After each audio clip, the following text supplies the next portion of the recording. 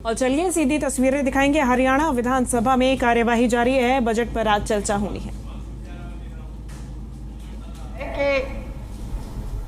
किराए के मकान के ऊपर चल रही है, वो बहुत छोटे स्तर पे है।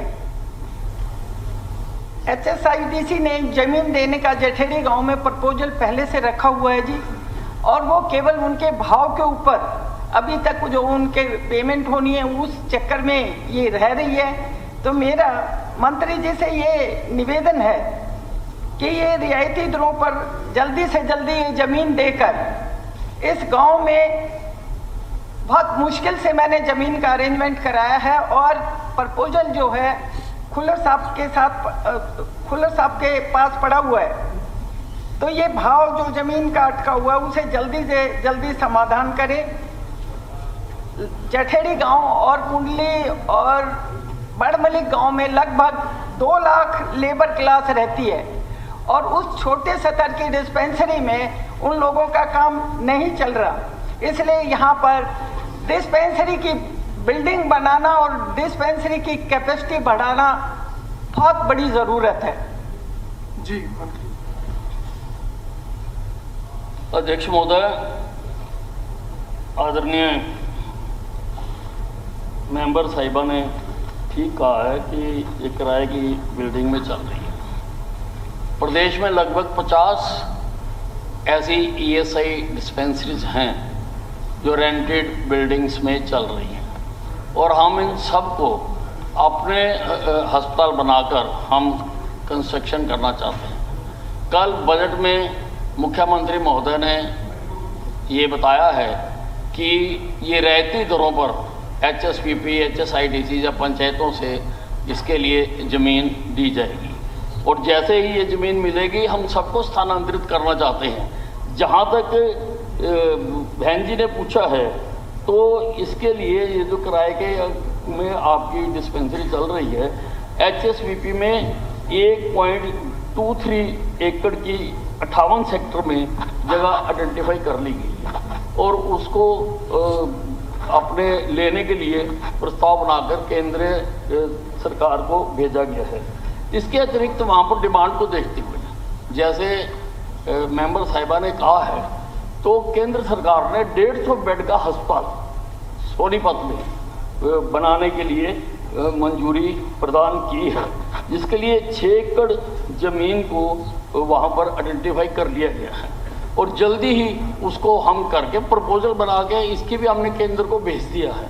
जैसे ही उसकी स्वीकृति प्रदान होगी तो वहाँ पर हम 150 बेड का अस्पताल बना के देंगे। ठीक।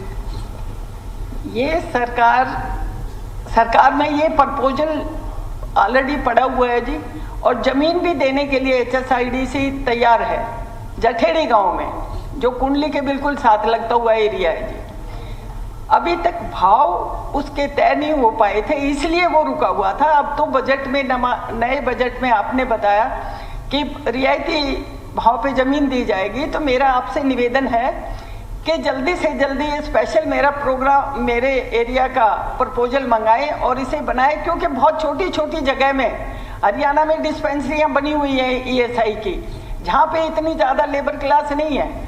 यहाँ पे तो बहुत ज़्यादा लेबर क्लास है, उसके बावजूद बहुत छोटे स्तर की हमारी जो डिस्पेंसरी है वो है। मैं चाहती हूँ जो 150 बेड का हमारा हॉस्पिटल बने, डिस्पेंसरी को बड़ा किया जाए, वो जल्दी किया जाए। मंत्री जी से मेरा यही निवेदन है। ठीक है, जवाब आएगा। मैं बताना चाहता हूँ कि ये ठीक है कि कई प्रपोजल्स बनी होती हैं और उनमें काफ़ी समय लगता है, लेकिन मैं बताना चाहता हूँ कि अब इस विभाग को अनिल विज नाम का हाई स्पीड इंजन लग गया है। तो किसी भी काम को, जितने भी काम हैं उनको तेजी से कराने की कोशिश करें। श्रीमती शक्ति रानी। Honorable Speaker sir.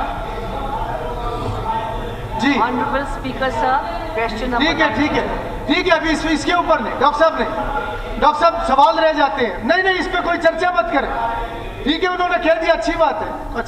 ठीक है, उनको कॉन्फिडेंस है अपने ऊपर। चलिए मंत्री। स्पीकर सर, बहन विधायिका जी ने 2 हिस्सों में सवाल पूछा।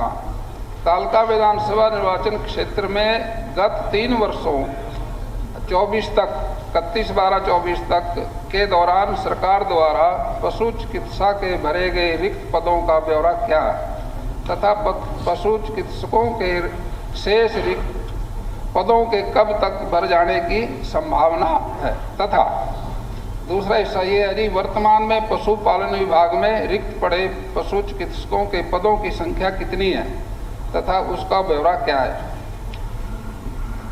स्पीकर सर, पशु चिकित्सकों के 10 स्वीकृति पदों में से 2022-23 में केवल एक पद खाली था,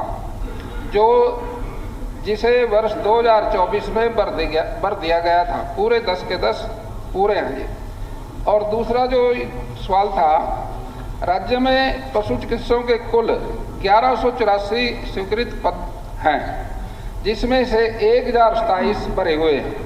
मामूली से थोड़े से खाली हैं 157, ये भी 22 जिलों के अंदर। और इसके लिए भी हमने सरकार को लिख रखा है, वो जैसे ही मंजूरी आएगी भर देंगे। ठीक। बहुत बहुत धन्यवाद sir. Shri Satpal Jama. Question number 93। अध्यक्ष जी, माननीय विधायक ने क्वेश्चन किया है कि गांव फतेहपुर पंचायत को नगर पालिका के रूप में घोषित करने का कोई प्रस्ताव है।